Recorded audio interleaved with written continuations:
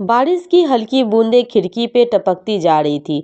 छोटा सा कमरा जिसमें एक टूटी कुर्सी, एक पुराना सिलाई मशीन और दो बर्तन रखने भर की जगह थी। इसी छोटे से घर में रहती थी नेहा, एक सिंगल मदर, और उसकी 6 साल की बेटी आशा। नाम जैसा ही स्वभाव, प्यार, मासूमियत और उम्मीद से भरी। नेहा के लिए जिंदगी कभी इतनी मुश्किल नहीं थी। शादी के बाद कुछ ही महीनों तक तो सब ठीक चला, पर उसके पति रोहित का स्वभाव धीरे धीरे बदलता गया। शराब पीना, गुस्सा करना और बेरुखी ने रिश्ता खोखला कर दिया। नेहा ने कई बार चीजें सुधारने की कोशिश करती, पर हालात बिगड़ते जाते। एक रात रोहित घर छोड़कर चला गया और फिर कभी वापस नहीं आया। लोग उसे छोड़कर चले जाते, दर्द दे जाते, पर जिंदगी रुकती नहीं।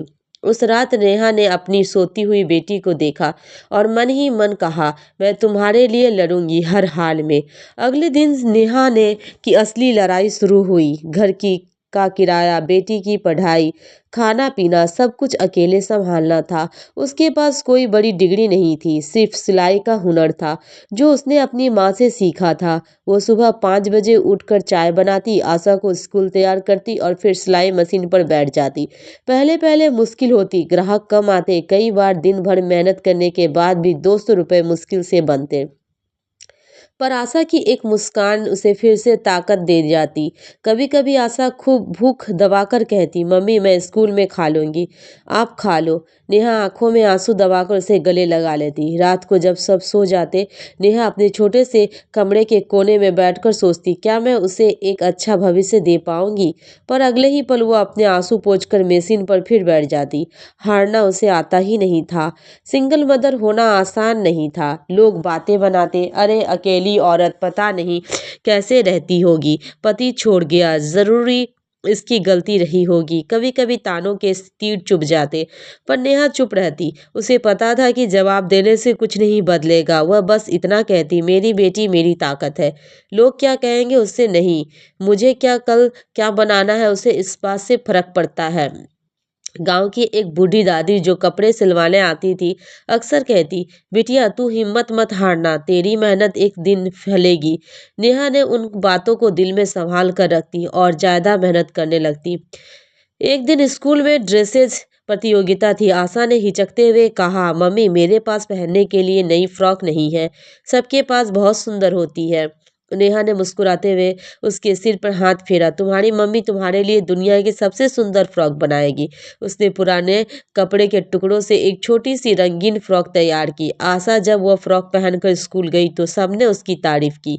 अगले दिन 2-3 माएँ सिलाई कराने नेहा के घर पहुंच गई। ये शुरुआत थी, धीरे धीरे नेहा का काम बढ़ने लगा।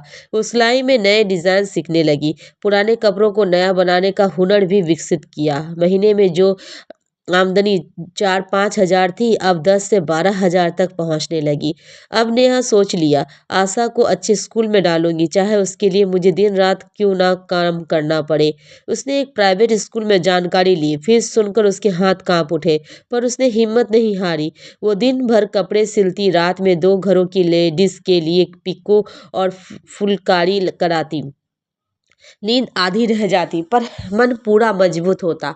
आशा को जब अच्छे स्कूल में एडमिशन मिला, वो खुशी से उछल पड़ी। नेहा ने उसे गले लगाते हुए सोचा, शायद मेरी मेहनत रंग ला रही है।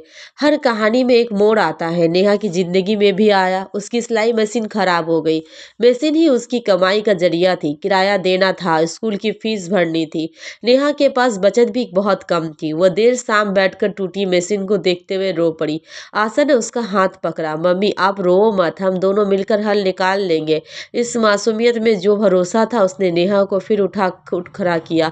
दादी ने यह बात सुनी और अगले दिन उसने अपने पुराने रिश्तेदारों को लेकर आई। सबने मिलकर नेहा की नई मशीन के लिए थोड़े थोड़े मदद किए। नेहा की आंखें भर आई। दुनिया में बुराई नहीं, अच्छाई भी होती है, सब उसे ढूंढने के लिए दिल चाहिए। नई मशीन आने के बाद नेहा काम कर पहले से तेज होने लगा। अब वो कपड़े पर कढ़ाई भी करती, त्योहारों पर खास डिजाइन बनाती। गांव की औरतें उसके काम की तारीफ दूर दूर तक ले गई। नेहा का छोटा घर अब एक मिनी सिलाई सेंटर जैसा लगने लगा। एक दिन स्कूल की पेरेंट्स मीटिंग में टीचर ने कहा, आशा बहुत मेधावी है, उसकी नोट्स बुक्स साफ, लिखावट सुंदर और पढ़ाई भी अच्छी। नेहा की आंखों से खुशी के आंसू निकल आए। यह वही पल था जिसके लिए वह हर रात जगती थी।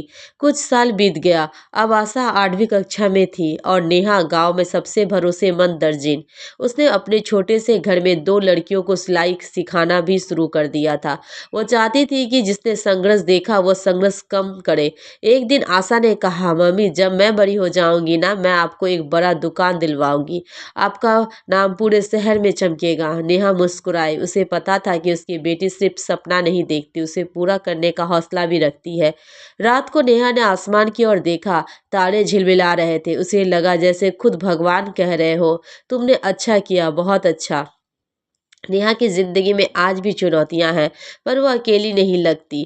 उसके साथ उसकी मेहनत, उसकी इज्जत, उसकी बेटी की मुस्कान खड़ी है। एक सिंगल मदर होना कमजोरी नहीं, एक शक्ति है, एक साहस है, एक संघर्ष है जो औरतों को अटूट बनाता है। नेहा की कहानी हर उस माँ की कहानी है जो अकेले दुनिया से लड़कर अपने बच्चों के लिए रोशनी ढूंढती है, क्योंकि माँ चाहे अकेली हो या साथ में, कभी हारती नहीं।